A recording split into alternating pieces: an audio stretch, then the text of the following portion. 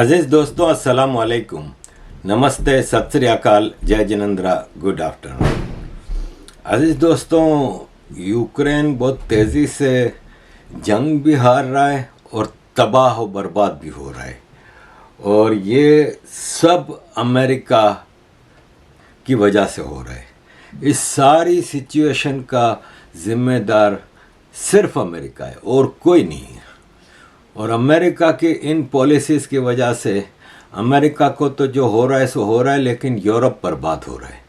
Ukraine तो ख़त्म हो गया। देखें, लेटेस्ट सिचुएशन जंग की ये है कि यूक्रेनियन सोल्जर्स हैं ना, इन्होंने ब्रेडली व्हीकल्स के साथ मिल के यूरोप से आई थी। उन्होंने कहा तबाह कर देंगे रशिया को, ये वो। इन्होंने ऑफेंस किया ना, तो जंग हार गए। और जंग हारने के बाद इनकी सिचुएशन ये थी कि अवदीव्का, जो यूक्रेन का इलाका है जहाँ पे ये जंग हो रही थी, वहाँ पे यूक्रेन के जो कमांडर इन चीफ थे ना, उन्होंने रशिया के कमांडर से कांटेक्ट किया और उन्होंने कहा कि मेरे फौजी ज़्यादातर ज़ख्मी हो चुके हैं और हम लोग बिल्कुल ही तबाह हो गए हैं और हम सरेंडर करना चाहते हैं। और इतना भारी एम्यूनेशन, गाड़ियाँ, व्हीकल्स, वो सब इनके साथ थी, लेकिन उन्होंने सरेंडर कर दिया और रशियन फोर्सेस ने इनको बंदी बनाया और इनकी ज़ख्मों की मरहम पट्टी की और इनका कंट्रोल हासिल किया। ये सिचुएशन है जंग की। अवदीव्का में रशियन सोल्जर्स ने इनकी मदद की। देखें, सेनेटर डिक ब्लैक अमेरिका के, वो कहते हैं कि रशिया ने यूक्रेन ने जो रशिया के ऊपर हमला किया ना, वो ऐसा ही है जैसे स्टील की दीवार के ऊपर हमला किया। 7,000 किया व्हीकल्स, आर्मर्ड व्हीकल्स 7,000, 160 टैंक, इसके अलावा 360 आर्मर्ड व्हीकल्स एक हफ्ते में रशिया ने तबाह कर दी। ये जो यूरोप इनको भेज रहा है, सिर्फ एक हफ्ते में 7,000 किया गाड़ियाँ, 160 टैंक्स, 360 आर्मर्ड व्हीकल, और इसमें लियोपार्ड टैंक, ब्रेडली व्हीकल्स, ये सब तबाह चारों तरफ पड़ी हुई हैं। और ऐसे में ये सेनेटर डिक ब्लैक कह रहे हैं कि ऐसे में हमारा यूक्रेन को ये कहना कि जब तक लड़ सकते हो लड़ लो, ये गैर इंसानी है, ये शर्मनाक है। ये ख़तरनाक वॉर अभी ख़त्म करो, ये इनका हाल है। देखें, ये अमेरिका के जो मिसाइल लॉन्चर्स हैं, उनको रशिया जगह जगह आग लगा रहा है। रशियन ट्रूप्स ने hundreds of American M777 artillery system जला के ख़त्म कर दिए। और सिचुएशन ये है कि यूक्रेन में इस वक्त सिर्फ तबाही आ रही है। रशिया की विक्ट्री का ये हाल है कि अमेरिका ने स्मार्ट बॉम्ब्स भेजे यूक्रेन को, और वो बॉम्ब जैम हो गए क्योंकि रशिया ने जैमिंग सिस्टम ऑन कर दिया, तो वो उल्टी सीधी जगह पे बम गिरने लगे। और ये बात United states defence department official ने कंफर्म किया है, और ये लीक डॉक्यूमेंट्स भी आए हैं जिसके बाद उनसे कंफर्मेशन ली गई। तो अजीज़ दोस्तों, ये हमारे भाई साहब जो बाइडन, असल में ये जो अमेरिका की यूक्रेन पॉलिसी है ना, इसमें जो बाइडन का बिल्कुल किरदार नहीं, ये इनकी इस्टेब्लिशमेंट का किरदार है। और जो बाइडन तो इस वक्त अमेरिका की हिस्ट्री का सबसे बड़ा रबर स्टैम्प प्रेसिडेंट है। इतना इनइफेक्टिव प्रेसिडेंट अमेरिका की मेरी तो मेमोरी में ऐसा कोई नज़र नहीं आता जो इतना इनइफेक्टिव हो। इससे तो चला नहीं जाता। ये तो आए दिन जहाँ कभी सीढ़ी पे गिर रहा है, कभी प्लेन की सीढ़ी पे गिर रहा है, कभी चलते हुए गिर रहा है। इससे तो इसको तो पता ही नहीं होता वो बोल भी क्या रहा है। ये जैसे हमारा अरविंद केजरीवाल जो मुंह में आया बोलता रहता है, पता ही नहीं होता क्या बोल रहा है, ऐसे ये बोलता है। अजीज दोस्तों, अमेरिका ने ये सोचा कि रशिया पे हमने इकोनॉमिक सैंक्शंस लगाए तो रशिया तबाह हो जाएगा। रशिया से मैकडोनल्ड चला गया, कोका कोला चला गया, ये चला गया, वो चला गया। इसका रशिया को क्या फर्क पड़ना है?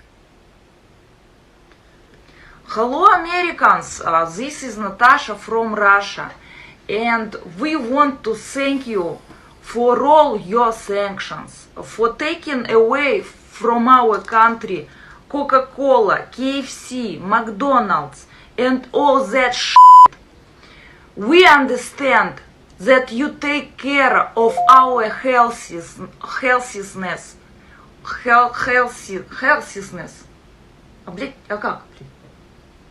Healthy, and that's why we will be stronger and more beautiful and without fat.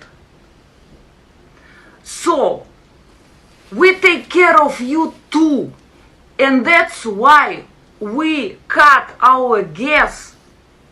So you have to walk by foot instead of using your cars. Don't thank you. Don't say thank you. अजीज दोस्तों, Russia के Ukraine के एक इलाके ज़ापोरिजिया में भी जंग हुई, वहाँ पे भी यूक्रेन की आर्म फोर्सेस ने सरेंडर कर दिया। तो ये प्रेस कॉन्फ्रेंस में पूछा गया पुतिन से इसके बारे में, तो उसने कोई जवाब नहीं दिया, खाली इसके फेस एक्सप्रेशन बता रहे हैं कि यार तुम लोगों ने रशिया को इतना हल्का क्यों लिया है। इराक समझा हुआ है, अफ़गानिस्तान समझा हुआ है, क्या समझा हुआ है। तो ये कॉन्फिडेंस का इसका हाल है। इसने कहा पुतिन ने कि 7-8 जुलाई तक बेलारूसिया की जो यूरोप के साथ बॉर्डर मिलती है ना, वहाँ पे टैक्टिकल न्यूक्लियर वेपन्स जो कि ग्राउंड से लॉन्च किए जा सकते हैं वो हम लगा रहे हैं। और ऑलरेडी इस पे बेलारूस से बात हो गई थी और अब उसका टेक्निकल सारा सेटअप बनाने का काम चल रहा है और 7-8 जुलाई तक वो सब लग जाएंगे। रशिया के व्लादिमीर पुतिन का कहना यह है कि ये जो न्यूक्लियर वेपन होते हैं ना, ये हमने सजाने के लिए नहीं बनाए, ये रशिया की हिफाजत करेंगे। रशिया द कंट्री की हिफाजत के लिए हमने ये न्यूक्लियर बम बनाए हैं और ये हम जब भी ज़रूरत पड़ेगी तो हम इस्तेमाल ही करेंगे, इसको सजाने के लिए खाली नहीं रखा। और रशिया इतना स्ट्रांगली इस जंग में आगे बढ़ रहा है। अजीज़ दोस्तों, डिप्लोमेटिक लेवल पे देखें ना तो अमेरिका ने इंटरनेशनल क्रिमिनल कोर्ट से व्लादिमीर पुतिन के red arrest of warrant issue करवाए। रशिया ने उस जज को जो कि मुसलमान था, अमेरिकन पिट्ठू, उसको ब्लैक लिस्ट कर दिया और उसके वारंट रशिया ने इशू कर दिए। अब इंटरनेशनल क्रिमिनल कोर्ट है ना, वो एक यूएन का ग्लोबल एग्रीमेंट है। अब उसके इशू किए हुए अरेस्ट वारंट का मतलब ये होता है कि अगर पुतिन अब किसी भी मुल्क में जाएंगे जो सिग्नेटरी है इंटरनेशनल क्रिमिनल कोर्ट का, वो मुल्क को पुतिन को अरेस्ट करना ज़रूरी हो जाएगा। अब आप मुझे ये बताएं कि पुतिन अमेरिका तो जाएगा नहीं ना, इंग्लैंड तो नहीं आएगा, फ्रांस तो नहीं आएगा, कहाँ जाएगा? अगर जाएगा भी तो इंडिया जाएगा, चाइना जाएगा, कहीं जाता है? किसी की मजाल है जो पुतिन को गिरफ्तार करे?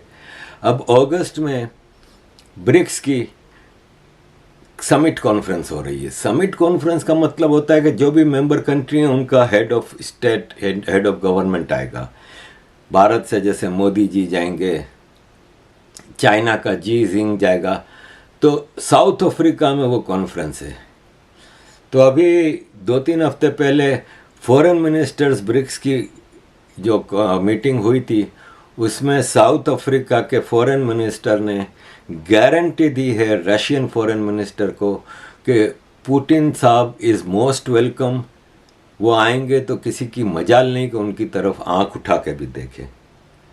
तो रशियन फॉरेन मिनिस्टर ने कहा कि थैंक यू वेरी मच, बाकी हम पुतिन की हिफाजत करना जानते हैं। तो ज़्यादा चांस है कि अगस्त में व्लादिमीर पुतिन जाएंगे साउथ अफ्रीका। फ्रांस के प्रेसिडेंट मैक्रोन ने कल कहा है कि यूरोप में ऑलरेडी बहुत ज़्यादा मसले बढ़ गए हैं और जो मसले हमारे नहीं हैं हम उनके लिए क्यों परेशान हो रहे हैं। वो क्राइसिस जो हमारे नहीं है हम उनके लिए क्यों अपने आप को बर्बाद कर रहे हैं। किसकी बात कर रहे हैं भाई? माइग्रेंट्स इशू बहुत बड़ा इस वक्त यूरोप में, लेकिन ये माइग्रेंट इशू तो किसी और का नहीं आया ना, ये तो इनकी ही गलत पॉलिसियों की वजह से आ रहा है। तो और क्या है? रशिया यूक्रेन, ये अमेरिका आहिस्ते आहिस्ते आइसोलेट होता जा रहा है और अमेरिका के CIA के पूरा एक एक्स डायरेक्टर ने कहा है कि अब अमेरिका ज़ेलेंस्की को सेक्रीफाइस करने के लिए तैयार हो गया है। और चूंकि अमेरिका ने इतने बड़े क्राइम किए हैं, उधर नॉर्थ स्ट्रीम पाइपलाइन तबाह की, काहोवस का हाइड्रो प्लांट डैम जो तबाह किया था, इतने बड़े बड़े अमेरिका ने क्राइम किए हैं कि उनके ऊपर पर्दा डालने के लिए, मट्टी पाव करने के लिए ज़ेलेंस्की को फारिग किया जा सकता है। अब फारिग किस तरह होता है ये एक अलग इशू है। दुबई में रशिया का दिन था ना अभी पिछले हफ्ते, तो दुबई में बुर्ज अल खलीफा को रशियन झंडे में पेंट कर दिया।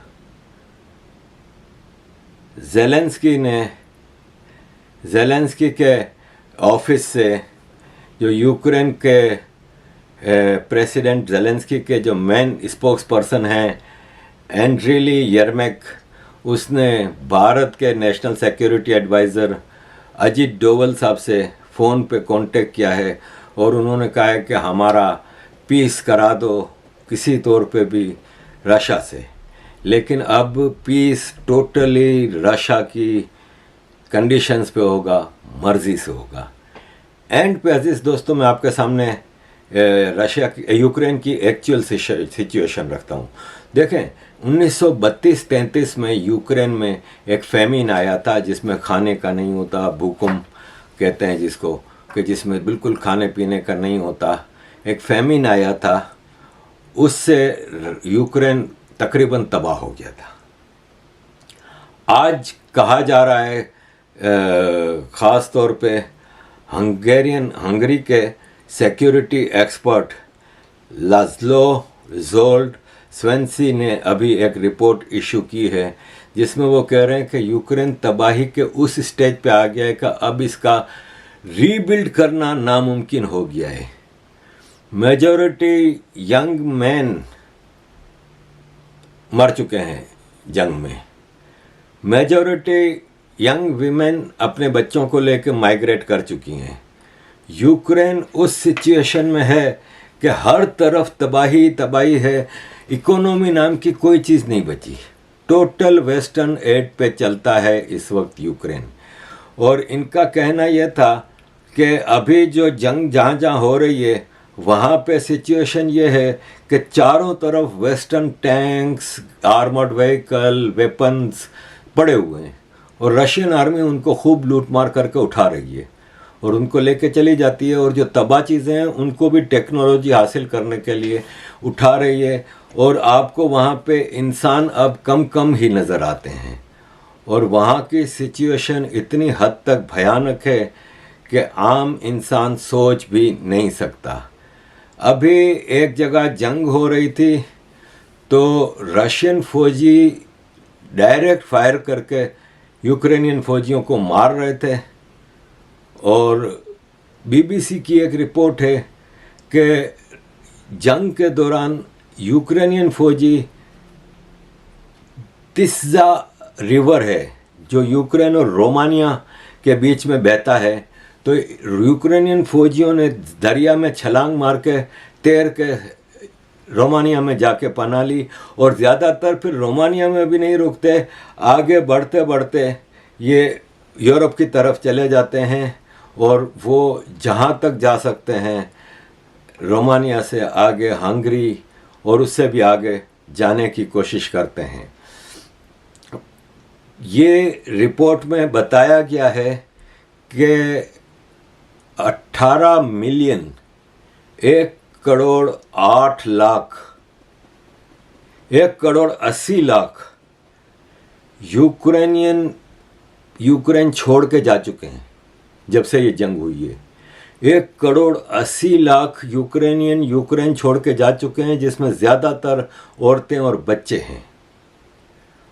और कहा जा रहा है कि लाखों मिलियंस यूक्रेनियन मर चुके हैं इस जंग में, जिसकी कोई गिनती नहीं हो सकती। और वेस्ट है, ख़ासतौर पे अमेरिका और यूरोप के जो बड़े कंट्री हैं, वो यूक्रेनियन को कह रहे हैं लड़ो, हम हथियार दे रहे हैं। खुद तो नहीं आ रहे ना मरने के लिए, यूक्रेनियन मर रहे हैं। तो ऐसे में पुतिन का इसमें क्या कसूर है कि जब आपने जंग थोपी है तो अब वो तो लड़ेगा। ये रिपोर्ट में ये भी बताया गया है कि जंग शुरू होने से पहले भी यूक्रेन के हालात इतने ख़राब थे इकोनॉमिकली एंड पॉलिटिकली कि 6 मिलियन 60 लाख लोग माइग्रेट कर चुके थे, यूक्रेन से जा चुके थे। अब यह है कि यूक्रेन की इकोनॉमी की हालत इतनी ख़राब है कि आप ये एक्सपेक्ट ही नहीं कर सकते कि यूक्रेन कभी भी रीबिल्ड कर सकता है। और ये जंग जब ख़त्म होगी तो उस वक्त यूक्रेन में बचा क्या होगा, ये देखने वाली सूरत हाल है कि 1932-33 में जो फैमिन आया था जिसका नाम होलोडोमोर था, वो उससे रिकवर करने में भी यूक्रेन को कई साल लगे, लेकिन यहाँ उससे ज़्यादा सूरत हाल ख़राब है। इंग्लैंड ने यूक्रेन से कहा है कि हमने आपको जो चैलेंजर 2 टैंक दिए थे ना, वो अभी आप इस्तेमाल नहीं करना अटैक में, वरना वो रशिया के लोग उठा के ले जाएंगे। इसलिए कि इन्होंने देखा कि जर्मनी ने जो टैंक सप्लाई किए थे वो सारे तबाह हो गए। तो इनके जो जर्मनी के लेपर्ड 2 टैंक हैं, जो उनकी वीडियोस गर्दिश कर रही हैं कि वो सारे तबाह हो गए और वो रशिया वाले उठा के ले जा रहे हैं। तो अज़ीज़ दोस्तों, यूक्रेन में अमेरिका वेस्ट ने मुंह की खाई है, उसका नुकसान इतना हो रहा है कि आम यूरोपियन तबाह हो गया है। फ्रांस के सदर ने जो कहा ना कि हम वो इश्यूज़ के लिए अपने आप को क्यों तबाह करें जो हमारे नहीं हैं, उस पर यूरोप की मेजर कंट्रीज़ एग्रीड हैं।